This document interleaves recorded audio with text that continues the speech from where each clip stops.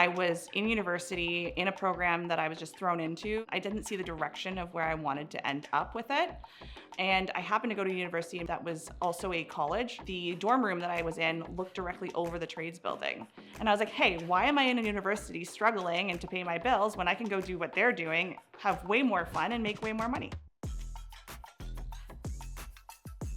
My name is Victoria Battams. I have been a Red Seal Journeyman Automotive Service Technician for 17 years. When I started in the industry, there was no women. There was no female representation, or if there were, it was so sparse. So there was really no one at the time that could give me any guidance into what career in the skilled trades was going to look like for me. And even for the employers, they were not able to really wrap their head around the idea of having a female technician in a shop and what that looks like. And that could be various operational things. Where does she change? Where does she pee? Honestly, nowhere would hire me. Most places, even as if I tried to present myself as masculine as possible, they just weren't willing to welcome a woman into that atmosphere because of the potential of HR nightmares that could ensue from it based on a presumption. But once I found that place, I started working, and it was a very slow growth then. They were still very timid with what I was allowed to do. I couldn't just walk into a garage and get a job. When I started working at a dealership, it was pretty clear early on that there was one guy that really didn't want me there. He did not want to work with a female. You know, when one person doesn't like you, it kind of makes things uncomfortable. I was standing in my bay, I was working on a pickup truck, and in my pocket, he saw the flash of a knife. And he's like, "Is that a knife in your pocket?" I was like, this guy's gonna try and get me fired for having a weapon at work. So I turned on him and I was like, "Do you have a problem with that?"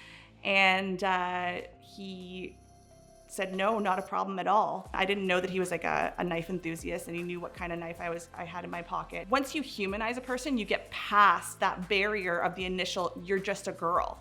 You become interactive, you're starting to know the person better. So we started having coffee together, talking outside the garage, and within, I would say, 6 months, he proposed. And we've been together ever since. We've been together for 7 years. And he says, I judged her for being just a girl when I didn't get to know her as a person. And then I presumed that she was this when she wasn't. At the end of the day, as tradeswomen, go ahead, turn misogynists into feminists every day. It makes life so much more fun.